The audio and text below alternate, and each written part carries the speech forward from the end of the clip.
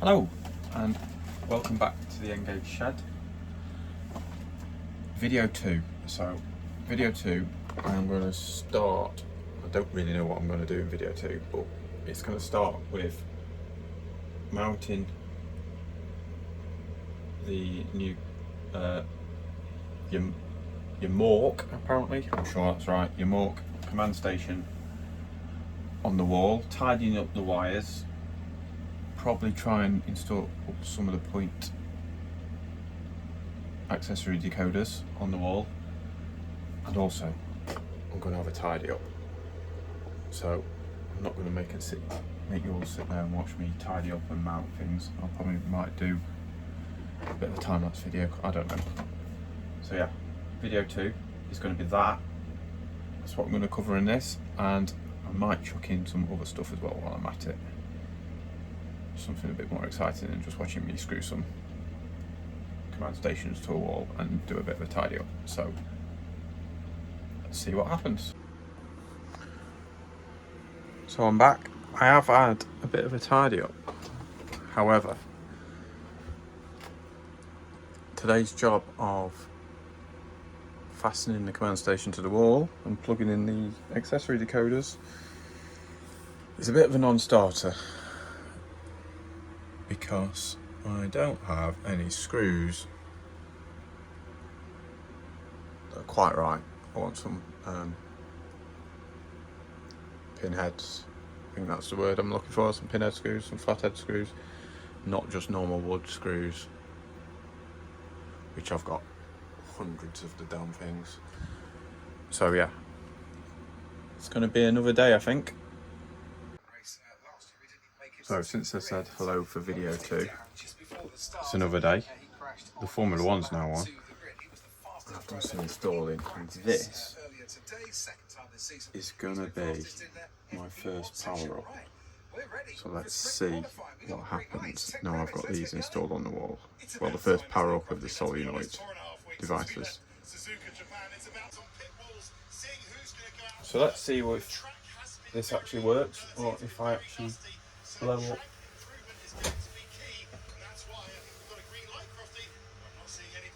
my solenoid motors, which is not a good start, is it?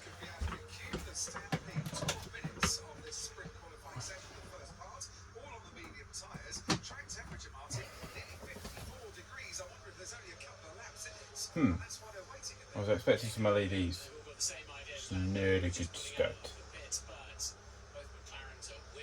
We'll be right back. Another day goes by and we're still installing the solenoid motors.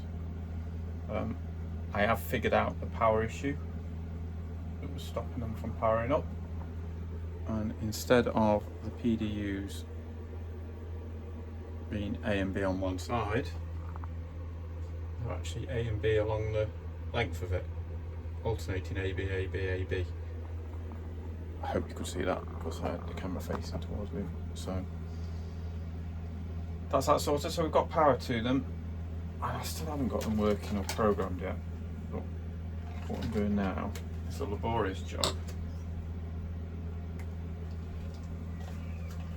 of making wires.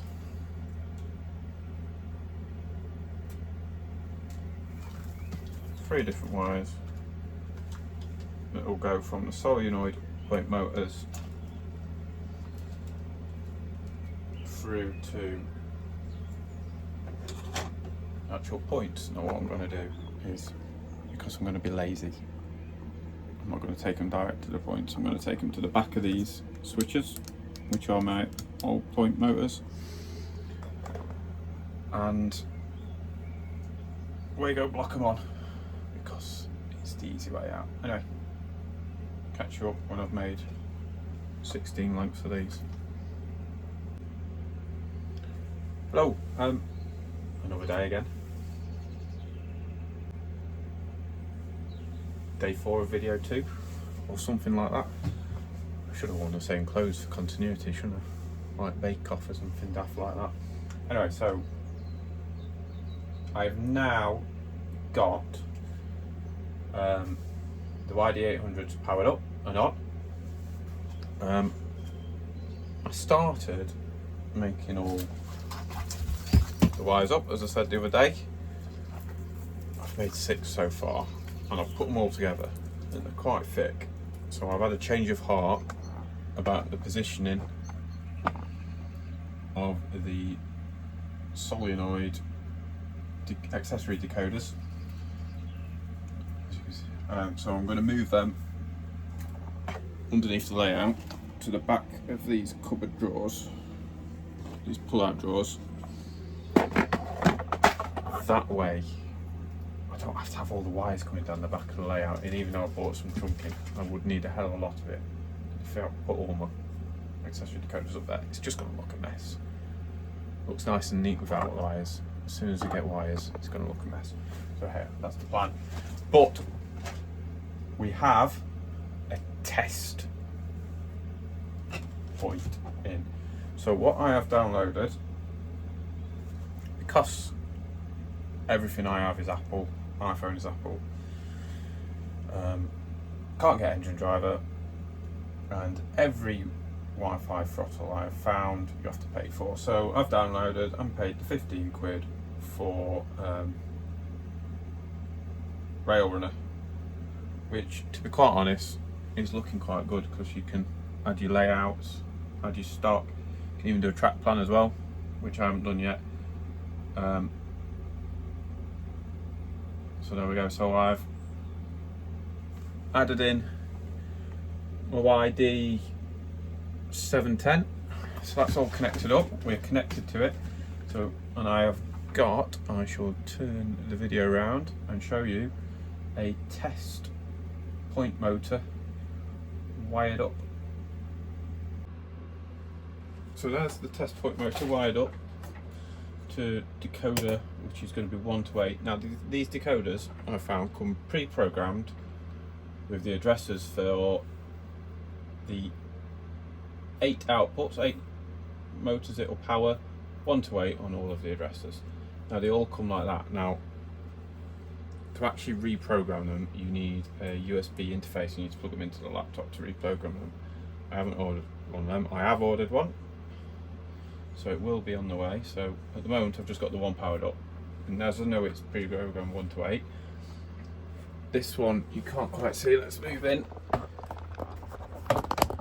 Each output,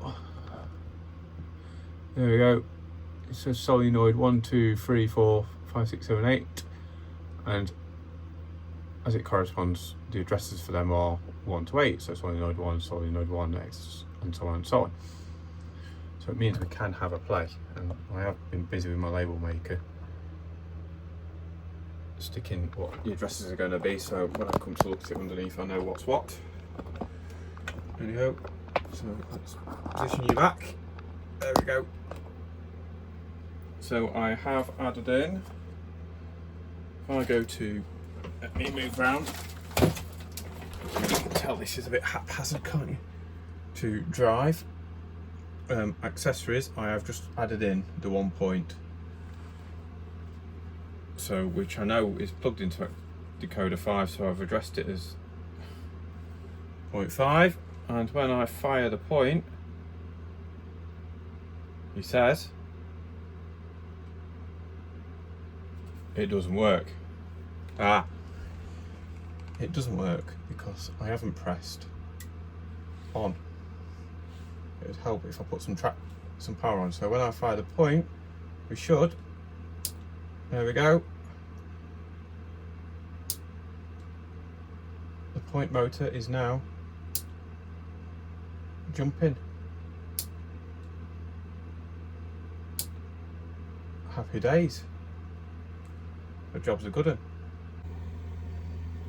So there we are, the accessory decoders are actually wired up now, and well, one's wired up and I know it works. So now I can get on with moving them off the wall, putting them at the back, pre-programming the second decoder for addresses 9 through to 16, and get 16 points up and wired in. And then that'll be video free once that's done, and then I'm going to clear the layout off and run some trains around. And then the layout might be parked a bit because I've ordered my rail stuff. Festival of National Railway Modelling, I think it is. I can never remember. I've ordered the kit to have a go at entering a bit of a mini layout or a mini scene for their competition, which is not something I'm expecting to win. It's not something I'm expecting to get anywhere near the top, but I thought I'd do it just to have a break and do something a little bit different, even though it is, because this layout is quite big, and to get detail and finish bits is always, you know, I never really know where to jump from one to the next. Never know where to go, so I'm always jumping around. So it'd be nice to do something quite small, compact, and see if I can hone some skills, see if I can make something that's quite detailed, quite good. I've got an idea of what I'm going to do. So yeah, that's going to be the plan. I'll try and document building that for those who are really bothered about watching it, and yeah, we'll see how we get on. So thanks very much for watching video 2. I have no idea what video 3 is going to be about. It might be about the rail stuff scene, or it might just be me actually running trains with this. I'm sure I'll figure something out with my early days of YouTube. Thank you very much. Cheers, bye.